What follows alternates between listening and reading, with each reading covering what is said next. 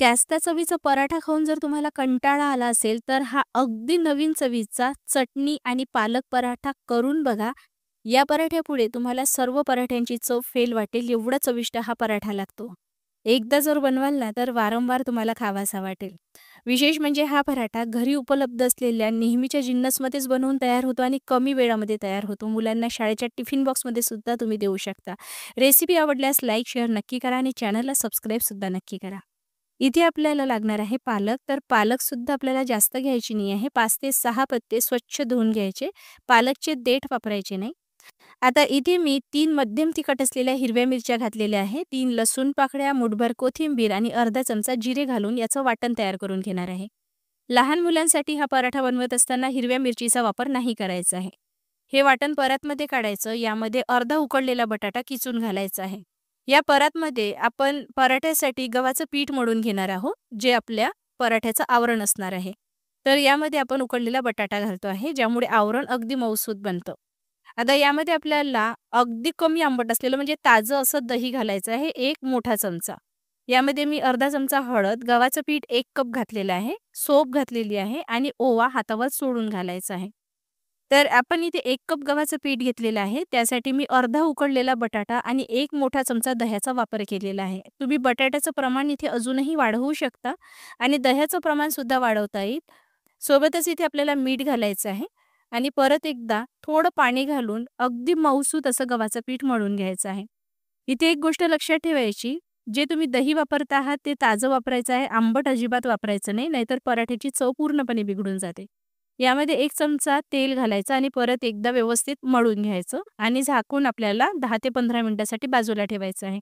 आता सर्वात महत्त्वाचं म्हणजे आपल्याला सारणसाठी चटणी बनवायची आहे. त्यासाठी मुठभर कोथिंबीर, 4 लसूण पाकळ्या, अर्धा चमचा जिरे आणि कढीपत्ता इथे आपल्याला 2 मोठ्या दांड्या घालायच्या आहे.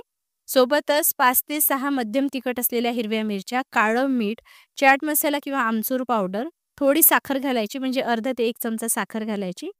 हे एकदा फिरवून झालं की यामध्ये शेंगदाण्याचं भाजलेलं कूट घालायचं आहे. कूट इथे मला कमी वाटते आहे, त्यामुळे मी परत 1 मोठा चमचा शेंगदाण्याचं कूट घातलेला आहे.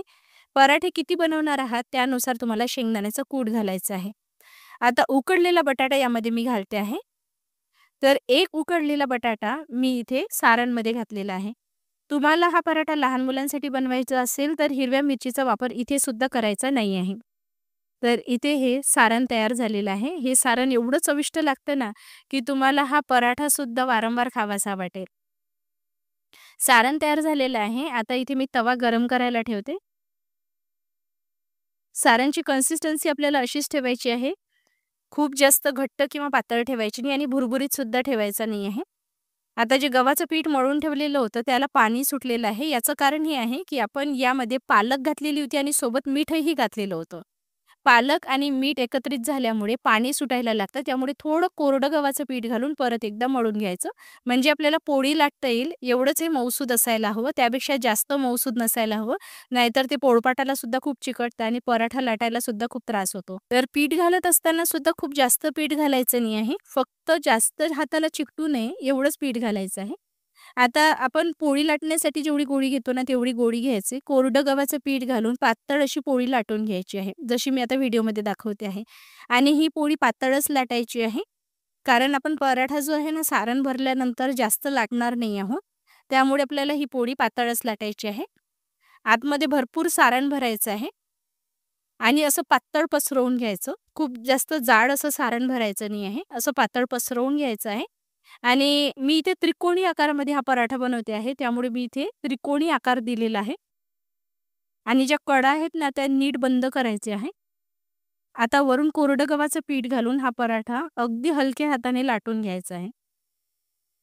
हा पराठा तुम्ही प्रवासामध्ये सुद्धा नेऊ शकता. लहान मुलांना टिफिन बॉक्समध्ये द्यायचा असेल, तर जसं मी तुम्हाला सांगितलं, यामध्ये तुम्हाला हिरव्या मिरचीचा वापर नाही करायचा आहे. बाकी सर्व जिन्नस घालायचे आहे.